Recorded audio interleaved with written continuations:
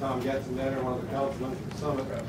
Before we struck the Summit municipal tax rate on April 17th, we did mail out to our residents in town this budget snapshot. I've given the clerk a copy of these, and he's going to pass them to you.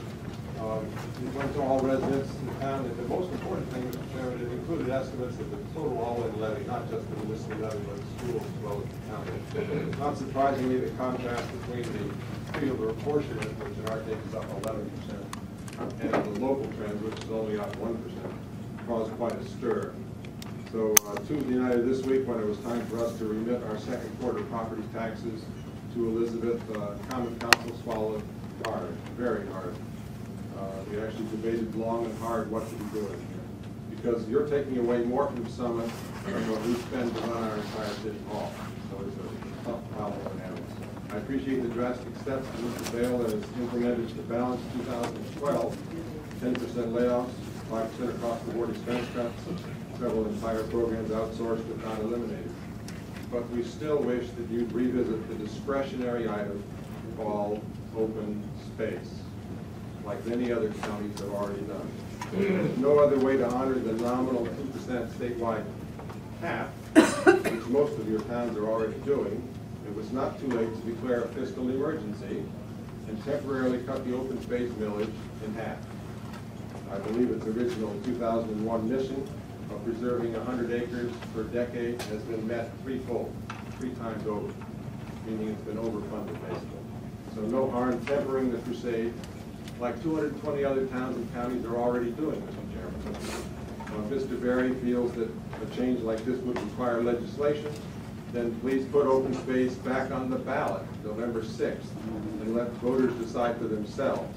So thanks very much for doing your best to reduce the Clare County government. Thank you. Thank you, Councilman. Okay, John Berry, Kenilworth, and I'll get back to the topic of the evening, but first I have a question that I'll pose, and if you choose not to address it, that's fine. I think I have the answer anyway.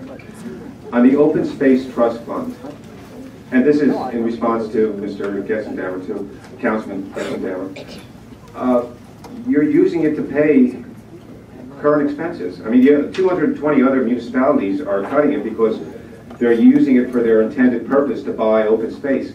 But outside, the last big open space purchase was like $8 million for the St. Agnes property. And in the 2012 budget, $5.8 million is going to go for debt service, $2.8 to pay parks maintenance employees.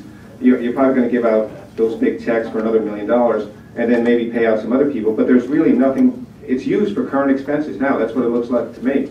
And worse than that, the $39 million that was bonded, that I looked through the audits, it didn't come into the Open Space Trust Fund.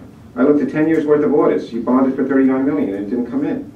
But you're paying out from the Open Space Trust Fund the debt service on this, which is extraordinary, $28 million through 2012. So it looks like there's games being played and you're using that money for current expenses. And you're definitely using it when you say parks employees who to work on open space that wasn't acquired through the fund. That definitely is. And you got your legal counsel in-house who's being paid by the Open Space Trust Fund to do that, to swear to it. But that's wrong, and I'm looking into that also. But that's it. That's the situation that it is. It looks to me like you're misappropriating Open Space Trust Fund money. If you don't want to address it, that's fine. And I'll use my last few minutes to get back to the topic of the evening. Again, if you don't want to answer the open space question, I will take that as assent and that I am right in my whatever.